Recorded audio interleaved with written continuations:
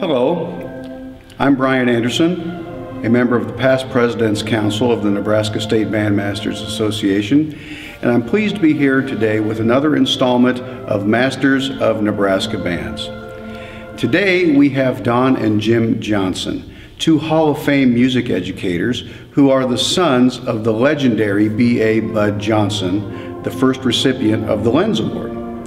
And so we're going to have a conversation with them about their careers, about growing up in a family with a legendary music educator, and all those other issues concerning music education that they have come to know over the course of their careers. So first of all, welcome, both of you. Thank you. Thank you. We'd like to start, we're going to start with you, Don, and we're going to ask you to tell us a little bit about your career. Obviously you were at Syracuse High School. After that, then what happened? Actually, when we first started in music, we were in Neely. I was in Neely. Dad went there in 1946, and I started in the 5th grade band, playing a little trumpet. And one of the great experiences was about midway in the year, they had a little combo that would go out in the community and play for various things, and got me interested in really pursuing playing an instrument. That kind of set the spark of things to come. Went to Peru State College after I graduated from high school for a year, and from there took 4 years off and went into the headquarters 12th Air Force Band, where I was trumpet soloist. After my 4 years there, I came back, finished my degree at Peru, and taught in Table Rock, which is a little bit of spot on the map. And I did K-12 everything, learned a lot about what I didn't know, and it was a great way to begin things. From there, I moved to Wahoo, which I was there for 13 years, and in Fremont for a considerable amount of time. So it's all been a wonderful experience for me at that point. Jim? Well, I went to Peru State College, and against my better judgment, and started teaching in Wisner, Nebraska in 1968.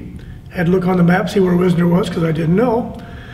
And taught there for 18 years. Then I moved to Millard North High School and taught there from 86 to 2000. I retired at age 55 from Millard North and went to work for Omaha Public Schools, double dipped for 7 years.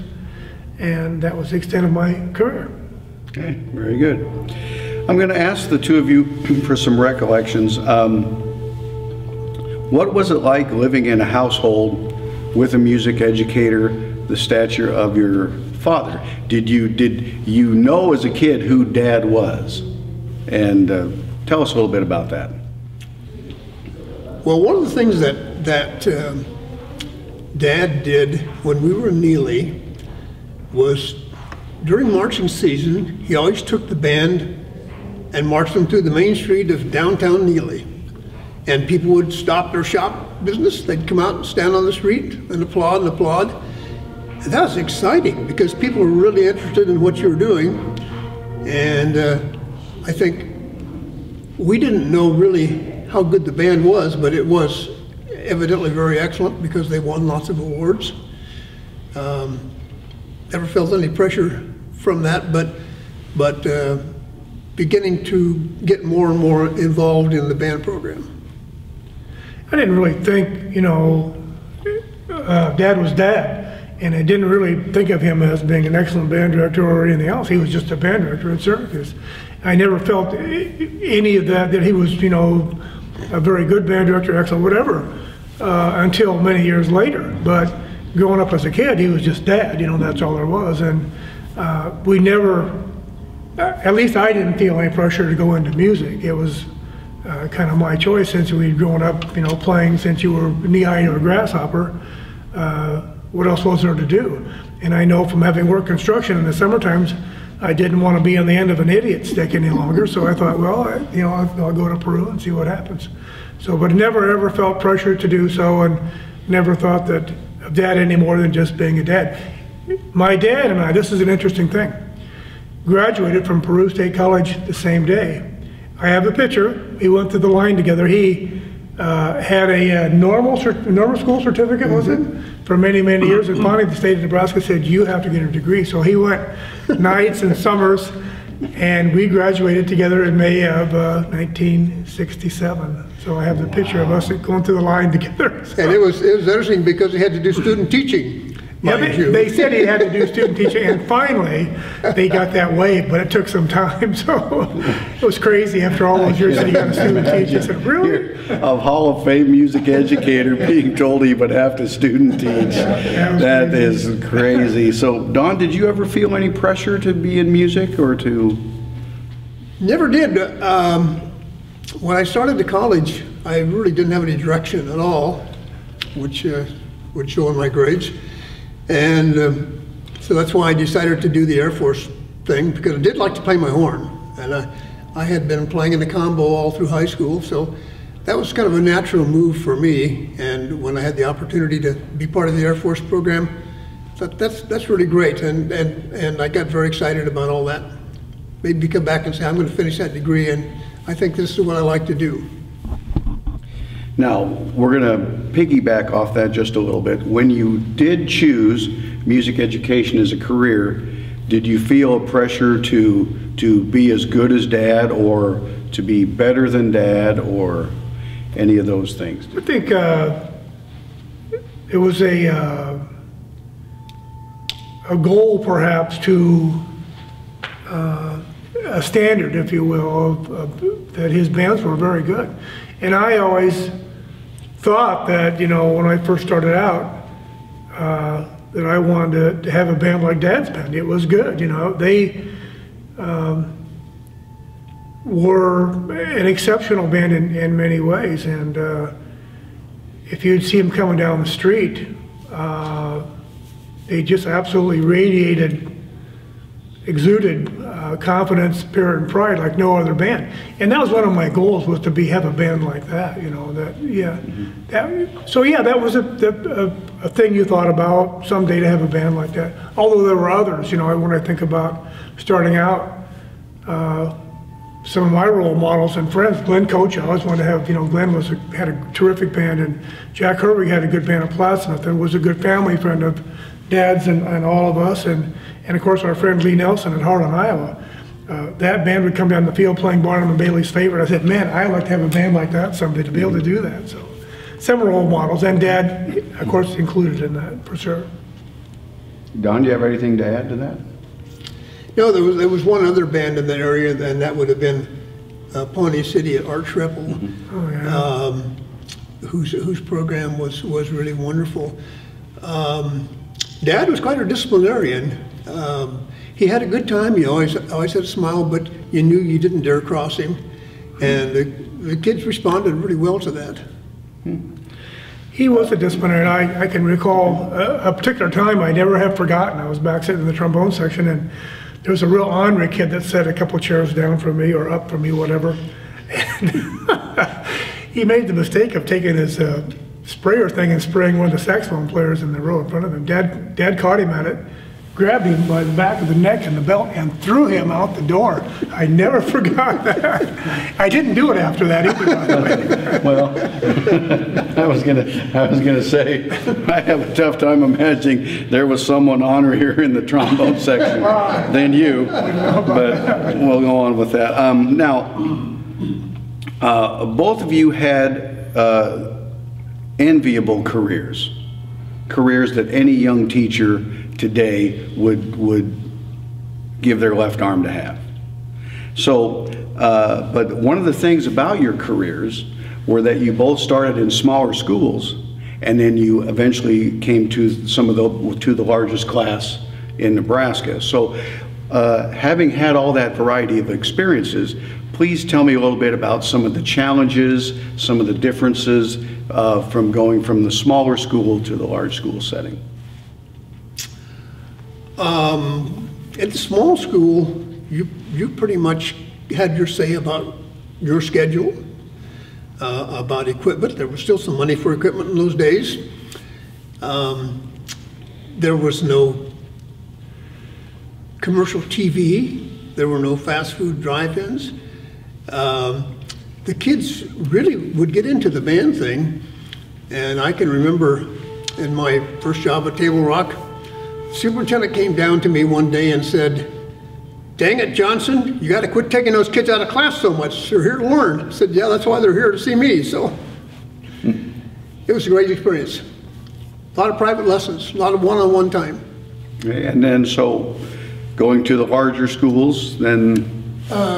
Too much bureaucracy, or a lot of bureaucracy.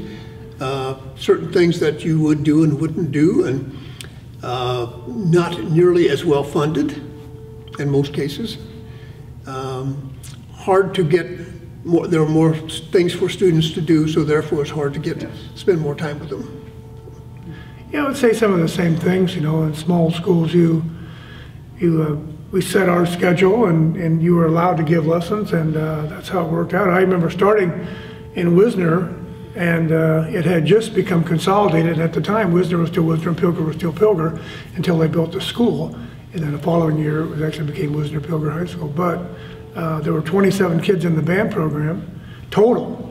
And so it took some time to get the program going. But when people buy into it in small towns, and what Don had said, you know, there's probably less things. There's no movie theater in Wisner, and less things to do. So a lot of kids were in the band program. That was the thing to be in.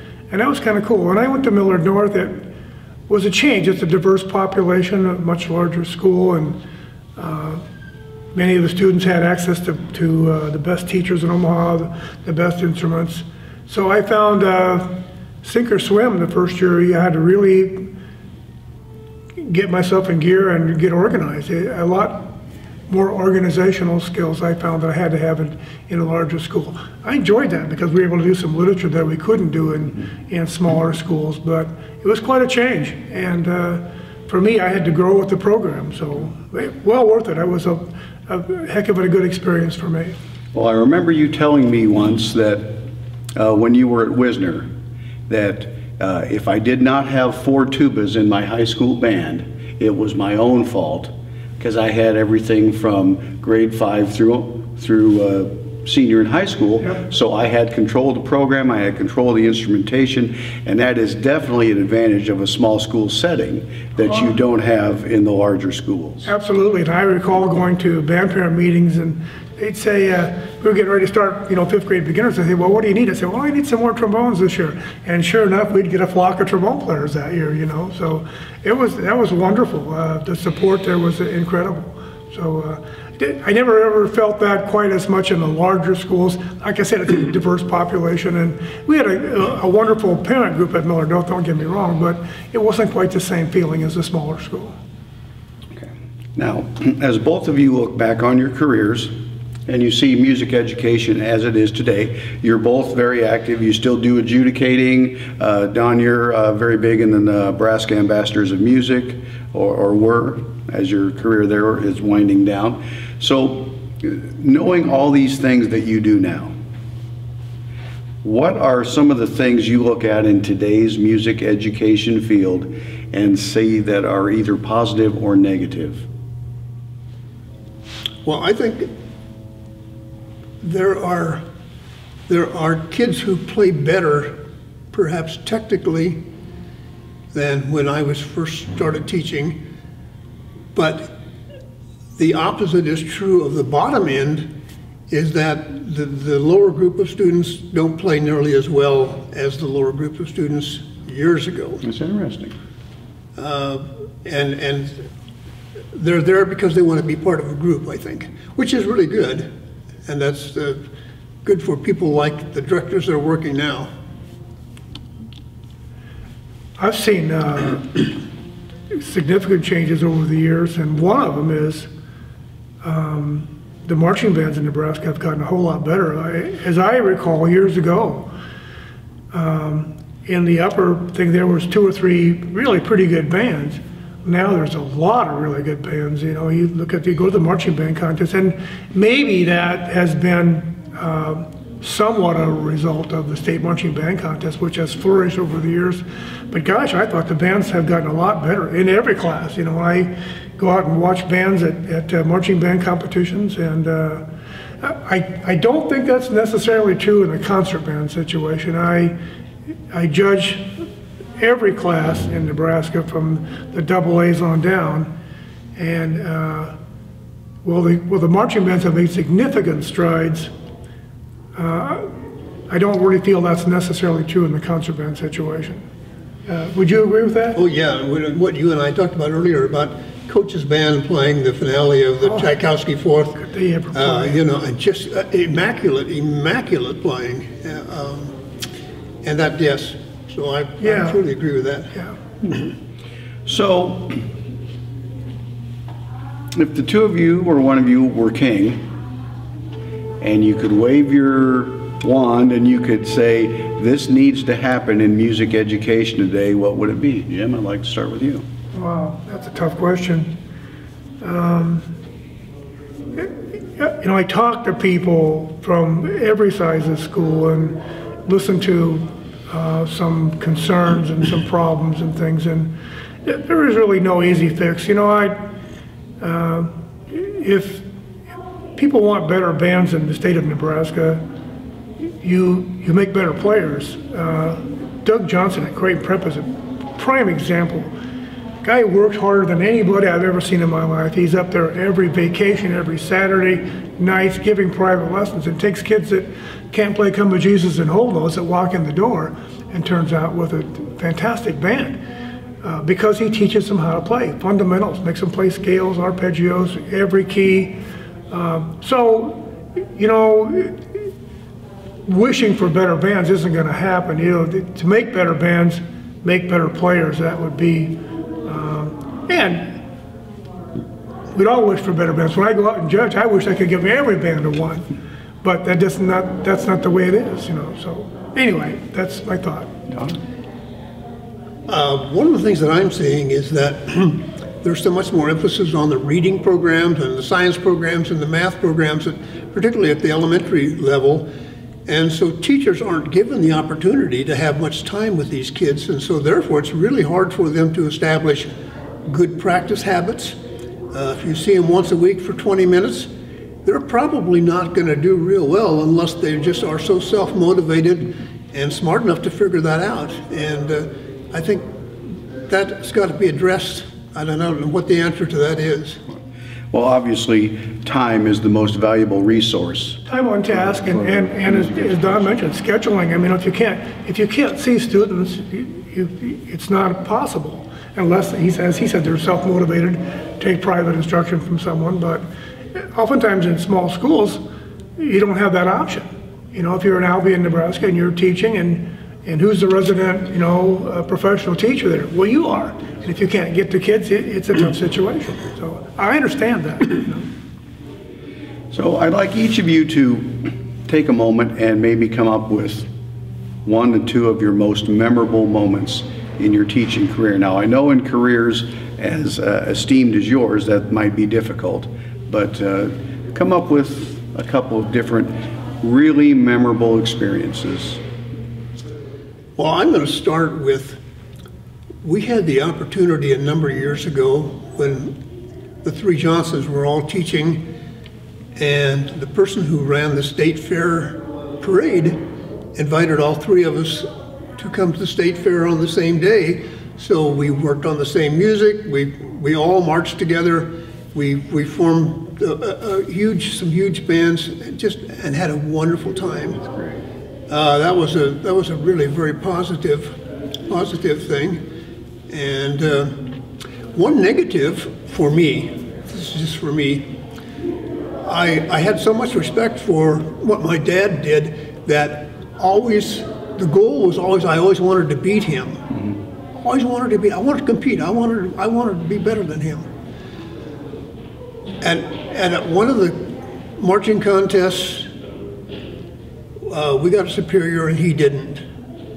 And it broke my heart. All those things that I thought were really important to me, I've never forgotten that. I did not handle it well, and I've been sad all these years that happened. I had the same experience, as a matter of fact, and I had the same reaction. Positives, lots of things. I recall many things over the course of my career. One was when Don and I combined band. He was at Wahoo and I was at Wisner. And we combined bands and did a halftime show at the Kansas City Chiefs game. That was a lot of fun. Had a great time there. And some of the marching band competitions over the years.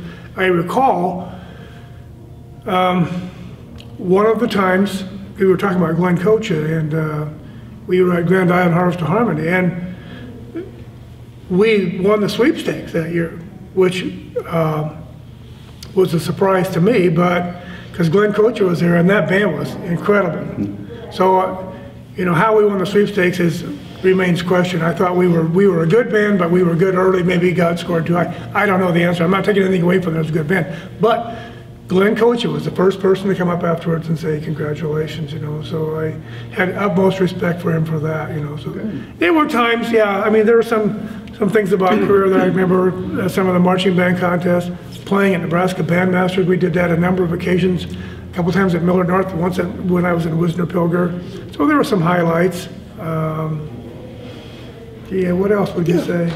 Well, I was going to say one of the things that that strike me is when I first started teaching, Ken Mulder was at Shickley, Glenn was at Bruning, Claude Smith was at Cozad, and we used to come to Lincoln every Saturday morning. And you go to the music store and you look through music and there'd be all these guys there that you knew, you know, that you competed with, your comrades. And that's one of the things that's really too bad. Everybody's so busy anymore that it's very difficult to do. Yeah. That is too bad. Well, and we're going to close with this. You two have been such fabulous mentors to generations of young and upcoming music educators. I know that personally I would not be where I am today without the mentoring of Don and Jim Johnson. And it's something that's very special to me. So I'm going to ask you if you had any advice for a director of any age, either young or experienced, what would that advice be? One of the things I would tell young people, go to conventions. Gosh, when I was first starting out and thought I knew everything in the world, smartest guy in the whole world. And go to conventions and you realize you don't know anything. But I learned so much, and it wasn't necessarily from going to the sessions and hearing other bands and things. That, of course, that was part of it. But oftentimes, after hours, when we'd be sitting around having a cup of tea, visiting about bands and chewing the fat, certainly, you know, I learned a lot of things.